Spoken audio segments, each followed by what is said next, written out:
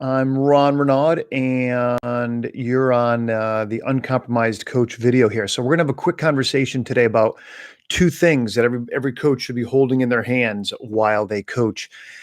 I do tons of one-on-one coaching, mentoring sessions. People from all over the world, different religions, different backgrounds, blah blah blah. It's all the same thing. We're all the same at the end of the day. We all ultimately have the same agenda in our lives, and that's to really reunite with God, with source, with truth, with conscience, with universal mind, whatever you call it. Doesn't make a difference. Most clients are not coming with that as an agenda, in case you didn't know. um, but what are the things that we need to be paying attention to? You'll see why I'm laughing in a second here, why this is related. Because in one hand, we have to have very clear what is the specific agenda of this conversation you're having with a client. All right. Now, let me just even back up a little more. The reason I'm laughing is because uh, clients have nested agendas. We all have nested agendas. We have kind of like the great agenda of why we're here on earth. We have an agenda of, in the moment. We have an agenda for ourselves over time. We've got different parts of ourselves competing for attention. The part that tells us to go have the Reese's peanut butter cup, the part that tells us to have a spinach shake, spinach smoothie or something like that.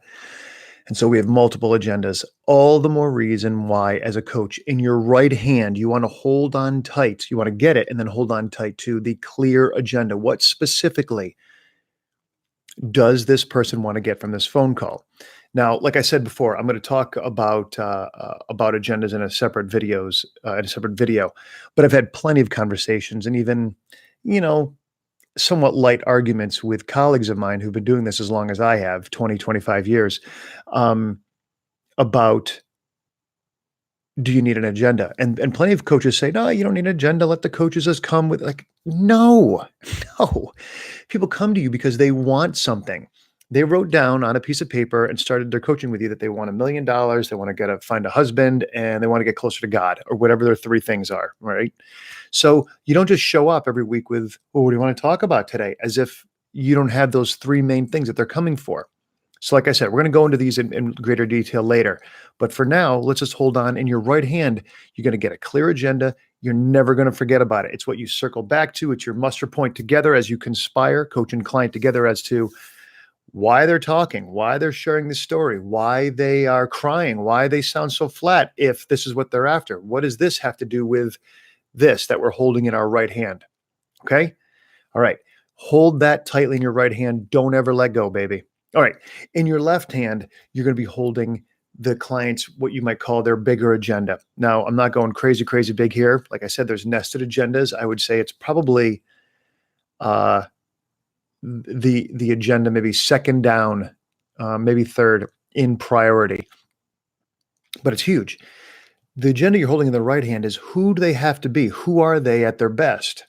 Now you're probably thinking, wait, how is that second or third down? You have to stick around for that video, which, like I said, I'll do probably pretty soon. And if I don't do it, somebody remind me that I should be doing it.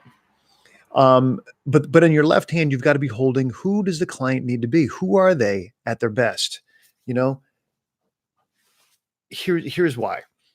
Because you may be really motivating and you may be able to get me to do something to get closer towards the fulfillment of this agenda over here. But if you do, then I'm relying on you. I'm relying on your pump, your focus, your commitment, your clarity, your drive, your inspiration. And all of those things are going to be unavailable to me tomorrow or next week or 3 years from now. So our job as coaches is to help our clients get clearer and clearer. I don't want to say that. What I want them to do is to have quicker and easier access to the richest, deepest part of him or herself. All right. And the more that I help my clients, right, tap into who they're being, who are they at their best. And you do that through a vision, you do that through values, you do that through what I call personal standards. You do that through, think about somebody that they admire. And what you're doing is evoking qualities of being. Help them experience those things right now. Now, if you'll get really clear about what they want, right, you'll notice resistance. You'll notice there's a problem. I don't know how to go from A to B. But if you get me sufficiently in the experience of being a powerful man, of being a man of integrity or clarity or focus or compassion or sensitivity or what have you, this guy's going to get the job done over here with what I came for. All right.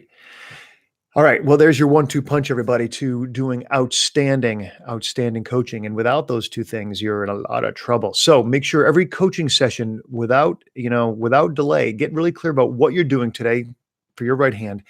And then second, you're paying attention to who they're being, their voice, how they're moving, the speed of their voice, right? The quality of it, the let's see, certainly the words they use, their emotions, all these things that are coming up that are creating an experience or revealing an experience. And your job is to help, amongst other things, craft that experience that's authentic to them about being sensitive or powerful or compassionate or rigorous or of integrity. So as they embody this, increasingly they embody it, they embody it, they embody it, they embody it. They feel comfortable with you. They feel good about it with you in a safe place, right? In this quiet one-on-one relationship. And as they feel comfortable, then you're going to create some homework. Okay, what will you do how will you bring these qualities to this thing? Oh, now they're resourceful. Now they're going to get the job done. And off they go. And as they do the thing, they are reinforcing those qualities, which they didn't have maybe as quick or deep access to prior. Your job is to continue to give them more homework. How else can you articulate these qualities in your life this week? What else will you do? And then you come back, they'll come back next week and you'll have worked it and worked it and worked it and worked it so that they're now stronger and more powerful in the world, actually using these qualities. All right.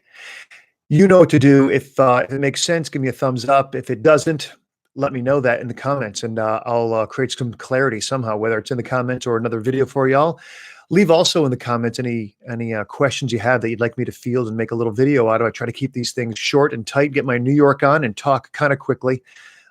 Because y'all can understand at a rapid rate, and what you want is the content, right? To become the most uncompromised coach you can be in the shortest period of time. So that said, guys, go make it a great day. Don't compromise, and see you on the other side.